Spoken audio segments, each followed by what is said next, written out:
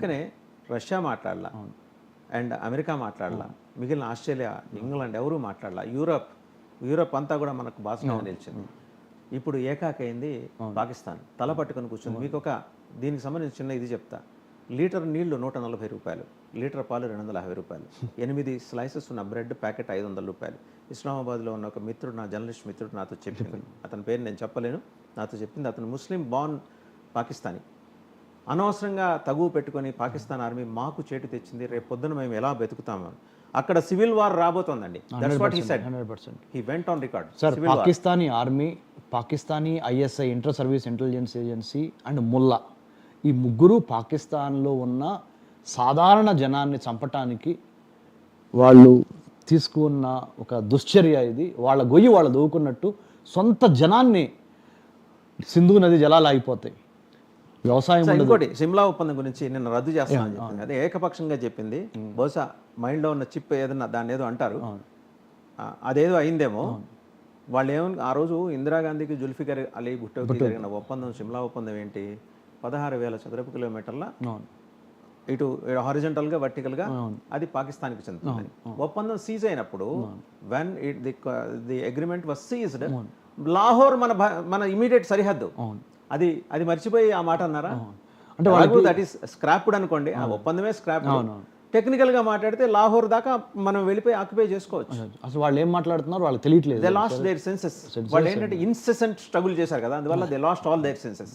అలా నిర్విరామంగా స్ట్రగుల్ చేస్తూ మైండ్ టెర్రరిస్టులను ఎట్లా పుట్టించాలి, దోమలు పుడతాయి చూడండి ఒక సీజన్ లో, అట్లా ప్రతి సీజన్ లో టెర్రరిస్టులను ఎట్లా. అదే sir, state sponsoring terrorism, state initiating, state conducting. Mamata Banerjee ఏం మాట్లాడిందో ఒకసారి చూద్దామండి. ఆవిడ ఏం మాట్లాడారంటే, మోషోలో బెంగాలీ స్లాంగ్ తీసుకొని మాట్లాడి కాఫీర్లు అంటూ మాట్లాడింది హిందువుల్ని. చూద్దాం ఒకసారి. हमको जो मर्जी हो हम करेंगे, एक बात याद रखना, बीजेपी को मदद मत करो. बीजेपी का अगर तुम लोग मदद करोगे कोई, तो अल्लाह का कसम आप लोगों को कोई माफी नहीं करेगा, हम तो माफी नहीं करेंगे.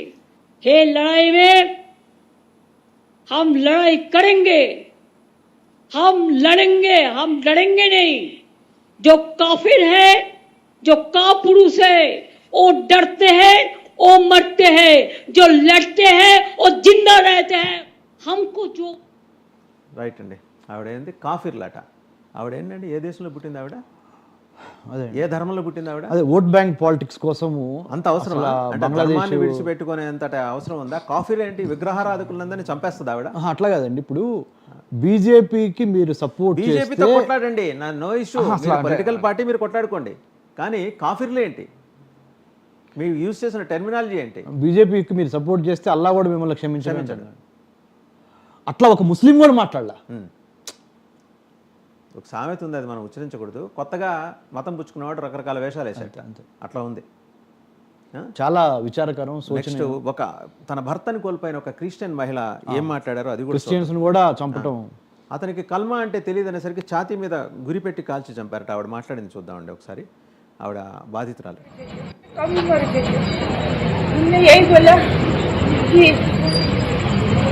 मेरे मिस्टर के पास बंदूक लगा के बोला कलमा पढ़ो. मेरे मिस्टर ने बोला मैं तो क्रिश्चियन हूँ, मैं ईसाई हूँ, मेरे को कलमा जो भी है वो नहीं पढ़ना आता. और बस इसका बोला मेरे पति ने, उनको ऐसे धक्का दिया और बंदूक मार दी बिल्कुल सीधे पे. मेरे पति ने भाई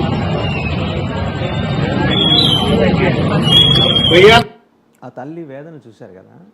అతనికి కల్మా చదవటం వచ్చా, కల్మా అంటే ఏంటో తెలియనప్పుడు చదవటం ఎలా తెలుస్తుంది? పోనీ అదేదో మేనేజ్ చేసిన ఐడెంటిటీ కార్డులు తీయటం, ఆధార్ కార్డులు తీయటం, అక్కడ మేనేజ్ చేశారని అనుకున్నా ప్యాంటు జిప్పి విప్పి ఆ ఆపరేషన్ అయిందా లేదా చెక్ చేసి మరీ చంపుతుంటే, ఈ ఉగ్రవాదానికి మతం లేదని పొద్దున్నే 6 గంటలకు వాట్సాప్లో వచ్చే సందేశాలు చెప్తే కాలం చెల్లిందండి. ఎవరన్నా సిద్ధంగా ఇట్స్ ఇస్లామిక్ టెర్రరిజం ఎస్టాబ్లిష్ అయింది.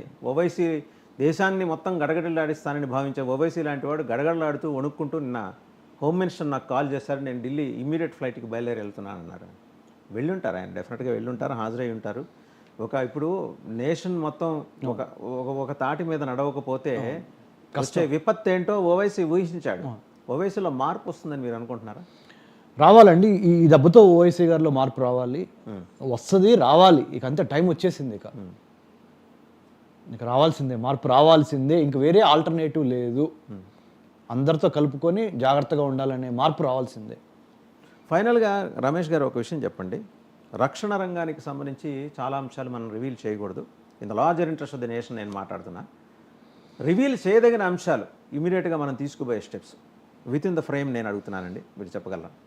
2 రకాలండి. ఒకటి ఇమ్మీడియట్గా చేయాల్సినవి ఏంటి, ఆపరేషనల్ ఆర్ టాక్టికల్ అంటారు, ఒకటి అది.